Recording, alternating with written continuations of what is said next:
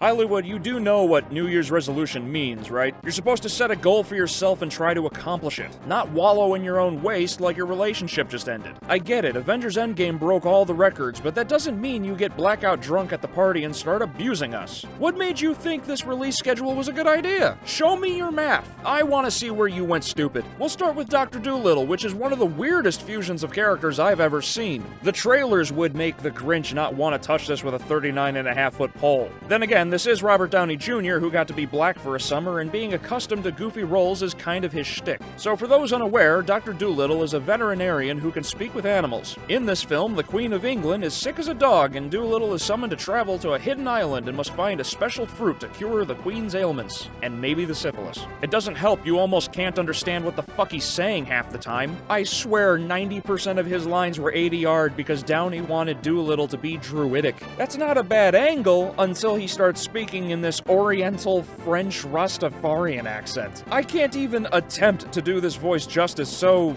here it is. We've no choice but to embark on this perilous journey.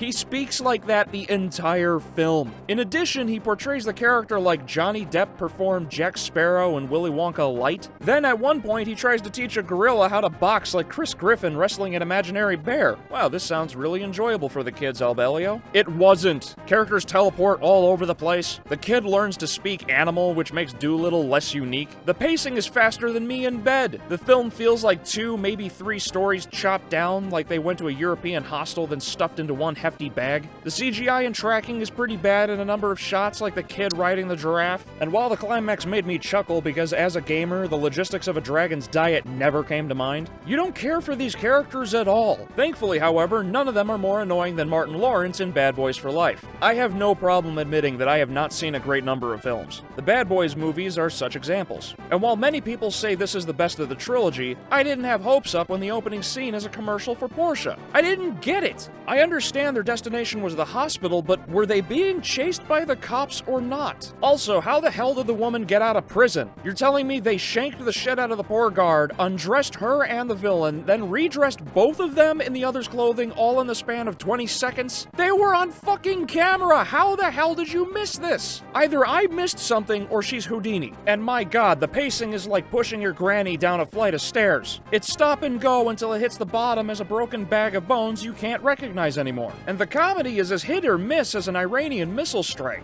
The only time I chuckled was the hell hath no fury like a woman scorned when she learns a body was just thrown on top of her Nissan Quest. And if I hear Martin Lawrence say, "Ow shit!" one more fucking time, I swear I'm going to drop this toaster. 2020, what the fuck are you doing? You are 0 for 4 so far and we aren't even done with January yet. And no, I won't count 1917, that was last year's film. This whole month has been the equivalent of Princess Diana's driving and...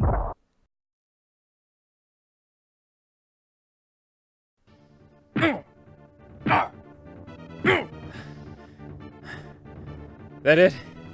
That the best you got, 2020? Having your goons do your fighting for you? That's a big sword, little man. Think you've got the balls to go through with it? Ha! My turn!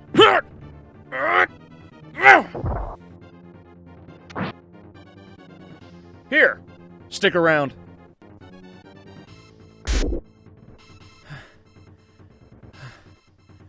My point is proven.